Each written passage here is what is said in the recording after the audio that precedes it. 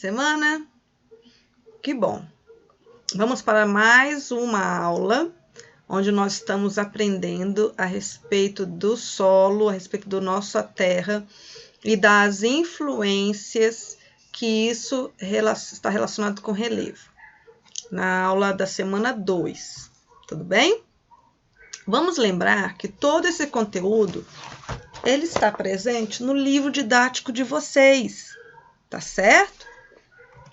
Ele está na unidade 4, na página 140. Olha só. Então, isso que é muito importante para ajudar vocês a responderem as atividades, tá? Vocês podem fazer junto com o livro didático.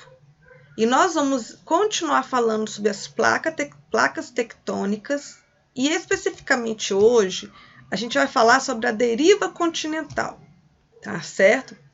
Que é uma teoria que foi proposta e que ela nos auxilia a explicar o porquê de vulcões, terremotos e tsunamis.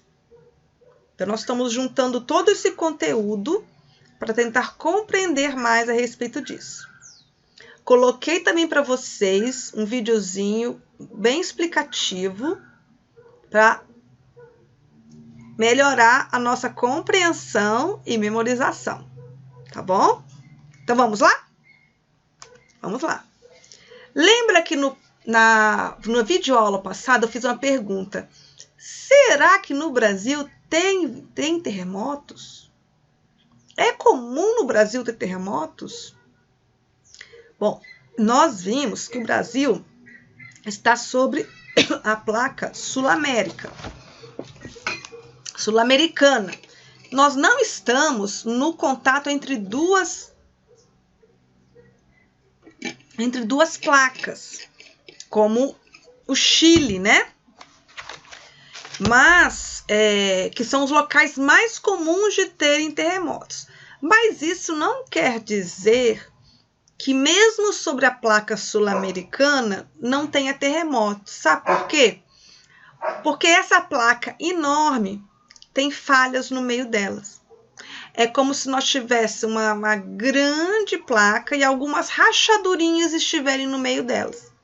Essas rachadurinhas, elas podem ter movimentos. E nesses movimentos vai ter terremotos. É menos comum, mas pode acontecer. Por ano, pode acontecer no Brasil em média de 200 terremotos. Só que a maioria deles são pouco percebidas por nós, porque elas acontecem sobre essas falhas e não tem grande volume. Esse mapa para vocês está mostrando onde tem algumas falhas, tá certo? Onde tem algumas bacias sedimentares. E esses traços vermelhos, tá certo? Esses traços pontilhados, que tem tracinhos, são regiões de falhas, tá bom? Tudo isso aqui, olha só quantas regiões de falhas no Brasil. Olha só aqui outra, aqui outra, aqui. Então, a gente tem bastante aqui na região norte, na região nordeste, tem um pouquinho aqui na região sudeste, no centro-oeste aqui, né? Então, nós temos falhas. E essas falhas vão provocar terremotos, tá certo? Olha só, essas falhas fazem... Aqui tá mostrando, olha que legal, as camadas. E tá vendo que essa aqui subiu, ó. Tá vendo? Essa aqui ligava aqui embaixo. Isso aqui é uma falha começando, que é o início de uma falha. E aqui é uma falha no final dela, aqui, ó, levando o solo para cima, uma falha ascendente. Essas falhas que acontecem ao longo do Brasil já causaram terremotos em vários pontos. Esses de vermelho foram os terremotos mais fortes, de 6 graus. E esses pontinhos azuis, ele é abaixo de 5 graus. Quanto maior a bolinha, maior o grau. Tá certo? Então, não é muito comum ter terremotos, e os mais graves foram só 2 que aconteceu aqui no Brasil, porque essas pequenas falhas vão vão provocar acomodações desse solo, desse subsolo, e nessas acomodações tem movimento e que vai dar os terremotos, ok? Em bem menos quantidade. Então, respondendo a nossa pergunta, pode ter sim terremotos no Brasil em menor quantidade por causa das falhas, movimento que acontece entre as falhas, tá bom? Vamos lá. Então, vamos começar aqui entendendo sobre o que é essa teoria da deriva continental. Lá no início do século XX, Alfred Wegener, esse homem que está aqui, tá? Ele é um meteorologista alemão. Ele ficou muito intrigado com uma coisa. Nossa, olha só, parece que a África tem um encaixe da América. Parece que ela se encaixa aqui. Perceberam? Ele observou que poderia ter que alguns relevos, alguns contornos dos continentes, eles tinham encaixes. E ele pensou, será que antes esses continentes não estavam unidos? E ele propôs essa teoria. Ele propôs essa teoria que os continentes antes estavam unidos num grande continente que foi chamado de Pangeia. Quando ele propôs essa teoria, muitas pessoas ridicularizaram, não acreditaram, não foi muito aceita, porque ele não sabia explicar ainda o que provocava esse movimento. Hoje nós sabemos que é o movimento das placas que estão no subsolo, mas naquela época não se tinha esse conhecimento, certo? Então ele propôs a teoria, mas não tinha total explicação e segurança nela. Posteriormente é que foi propostas essas teorias de placas, né? Foi estudado a respeito disso, e aí a teoria da deriva continental ganhou força e é aceita hoje, certo? Então ele propôs, Alfred Wegener, na sua teoria da deriva continental, que os países antes estiveram unidos. E uma das coisas que hoje ajuda a comprovar isso é que eles encontraram fóssil, por exemplo, do Mesossauro. Eles encontraram fóssil lá na parte do sul da América do Sul e na parte da África também, África do Sul, que justamente numa área que, se encaixadas, seria a região onde esse animal antes vivia, tá? O Sinognathus, esse aqui também, na América do Sul e na África. Fósseis como o Listosaurus foram encontrados na África, na Índia e na Antártida, olha só, mostrando que possivelmente havia uma ligação, tá? E essa planta aqui também, uma grande extensão dela em vários locais.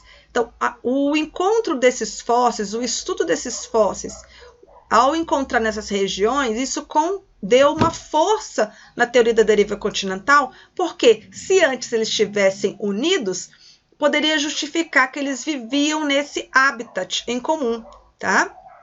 Então, isso ajudou a comprovar essa teoria da deriva continental, o achado de fósseis, animais e vegetais semelhantes, tá? Em áreas que hoje são separadas por oceano, mas antes eles estavam unidos, tá certo? Então, isso aí nos ajuda.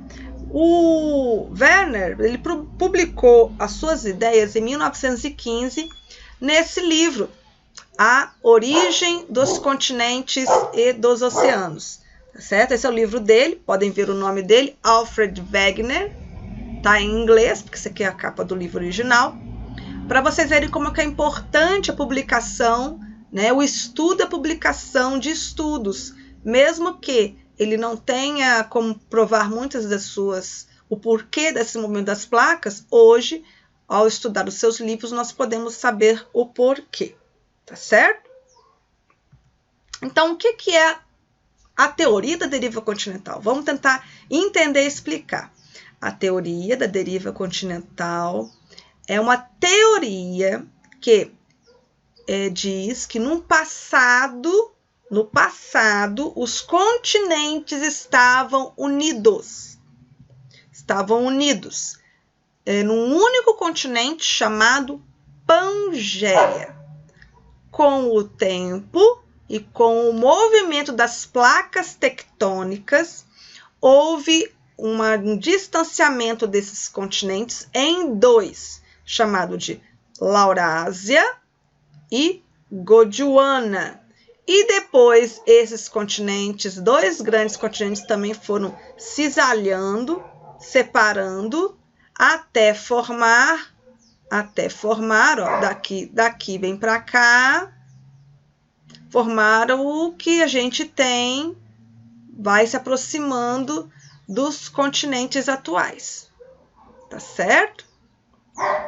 Então, isso foi acontecendo ao longo do tempo. Bom, agora, quanto tempo, professora? Vamos lembrar que essa questão agora também é uma teoria. Nós temos para explicar a origem da Terra, a origem dos animais, pela teoria evolucionista e pela teoria criacionista, tá? Então, nós temos essa, e também pelo design inteligente. Pela teoria evolucionista, essa mudança aconteceu há milhares e milhares de anos no tempo passado, tá? Juntamente com o tempo necessário para a evolução das espécies.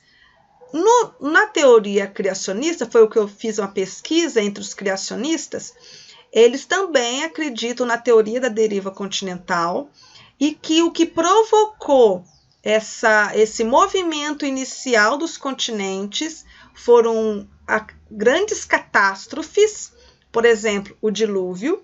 Então, grandes catástrofes provocaram a ruptura e o movimento deles, que inicialmente foi acelerado, foi rápido e depois foi mais lento. Essa ideia, pelos criacionistas, indica que a Terra teria menor tempo, porque o movimento rápido foi inicial e agora nós estamos num movimento um pouco mais lento dos continentes. Até hoje, eles estão se movendo. Bom, ter evolução ou criação, o importante é que ambos creem na questão da teoria da deriva continental. A única divergência é o tempo em que isso foi acontecendo ao longo, tá bom? Bom, meninos, vamos terminar? Para vocês agora exercitarem o que aprendeu, vão lá no PET fazer a atividade e depois lá no formulário colocar a resposta. Uma dica, hein? Se vocês fizerem e tiverem dúvidas, dessa vez agora, todos os PETs estão com autocorreção. Você termina, ele já fala se está certo, se está errado, para você corrigir, e vai ter uma mensagenzinha também falando que foi enviado o formulário. Pra vocês pararem de ficar mandando 4 relatórios de um mesmo, viu? Então, fiquem com Deus. Uma boa noite. Desculpa, é que estou de noite. Uma boa aula e um bom dia para vocês. Tchau, tchau.